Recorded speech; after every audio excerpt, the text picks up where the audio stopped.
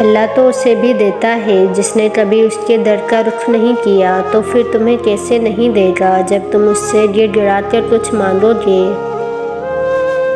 100 سال بعد انسان بنتا ہے اور انسان کو جب موقع ملتا ہے سانپ بن جاتا ہے۔ بے فکر رہو، ابھی تو زندگی میں وہ مقام بھی آنا ہے جہاں اللہ نے آپ کو آپ کی مانگی ہوئی ہر چیز سے نوازنا ہے۔ جو تم سے نہ ہو رہا ہو اسے اللہ پر چھوڑ دو۔ ساری مشکلات حل ہو سکتی ہیں اگر ہم ایک دوسرے کی باتیں کرنے کے بجائے ایک دوسرے سے باتیں کریں۔ جن کو علم ہو جائے کہ اللہ بڑے غور سے سنتا ہے تو پھر وہ اپنی کہانی کسی اور کو نہیں سناتے۔ زندگی نے 2 چیزیں تو سکھائی ہیں، ایک تو اپنے آپ میں خوش رہنا اور دوسرا اپنے رب کے سوا کسی سے کوئی امید نہ رکھنا۔ اور جلد ہی اللہ تمہارے لیے ایسا معجزہ بھیجے گا جس کی نہ کوئی حد ہوگی اور نہ کوئی اختتام۔ ہنستے ہوئے چہرے سے جو پہچان لے دکھ کو، سب لوگ ماں جیسے ماہر تو نہیں ہوتے۔ میرے گمان کی چھوٹی چھوٹی دعاؤں پر یا اللہ اپنی شان کے مطابق تو کن فرما دے۔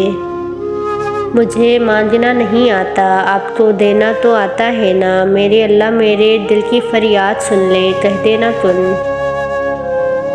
اللہ بدل دیتا ہے حالات، کوئی بھی آزمائش ہمیشہ نہیں رہتی۔ ہمیشہ یہی سوچ کر جیو کہ میرے اللہ نے مجھے بہت کچھ دیا ہے، اگر وہ میرے اعمال کے برابر دیتا تو میرے پاس آج کچھ بھی نہ ہوتا۔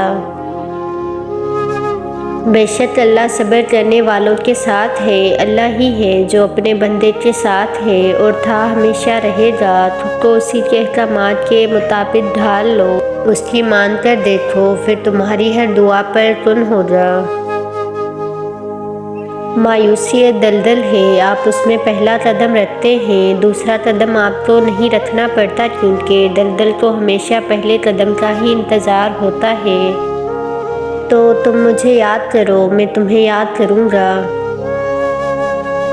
اللہ جانتا ہے کہ تمہاری چاہت کو کب اور کیسے تم تک پہنچانا ہے، تمہیں بس توکل رکھنا ہے کہ اگر وہ ایک ستارہ تمہیں نہیں مل سکا جو تم نے مانگ رکھا تھا تو ممکن ہے اللہ نے پورا آسمان تمہارے لیے لکھ رکھا ہو۔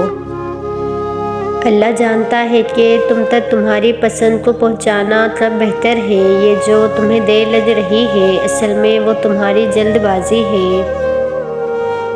جو اللہ نے تمہارے لیے لکھا ہے وہ ہر حال میں تمہیں مل کر ہی رہے گا، پھر بھلے وہ راستے میں کھو ہی کیوں نہ جائے مگر منزل پر پہنچ کر وہی تمہارا مقدر ہوگا۔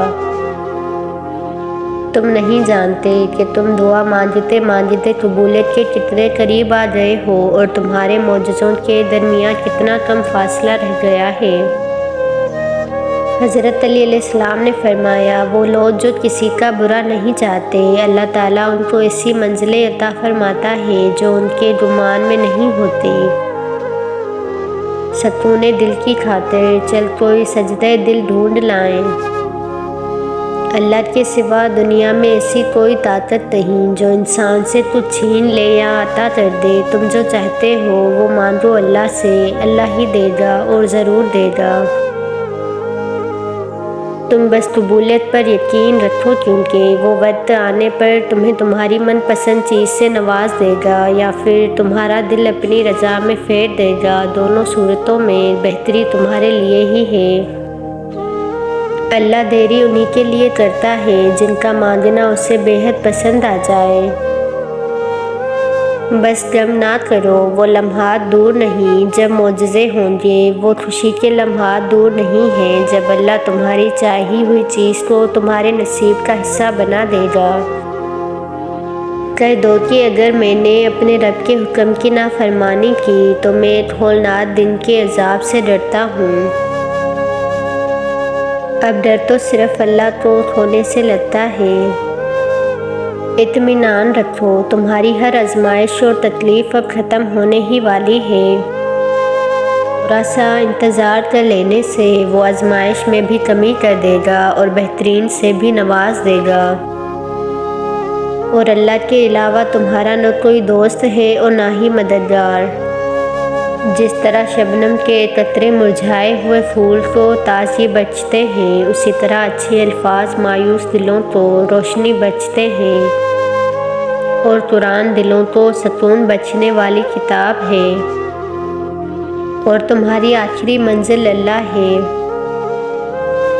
جو چیزیں آپ کے لیے رکھی گئی ہیں وہ کسی بھی حال میں کیسے بھی کر کے آپ تک پہنچا دی جاتی ہیں۔ آپ کے حصے کی کوئی بھی چیز کسی دوسرے کو نہیں دی جاتی، اور جو کسی دوسرے کو مل جائے وہ آپ کی تھی ہی نہیں۔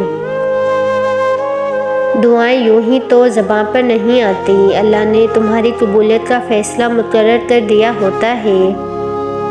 قرآن پڑھتے ہوئے لگتا ہے جیسے اللہ دلاسا دے رہا ہو، میں ہوں نا تمہارے ساتھ۔ یہ زندگی 2 دن کی ہے، ایک دن تمہارے حق میں، دوسرے دن تمہارے مخالف۔ جس دن تمہارے حق میں ہو اس دن ضرور مت کرنا، اور جس دن تمہارے مخالف ہو اس دن صبر کرنا۔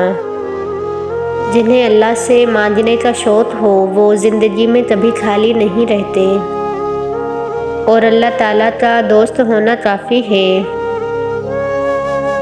اے اللہ، ہم تیری ہی عبادت کرتے ہیں اور تجھی سے مدد مانگتے ہیں۔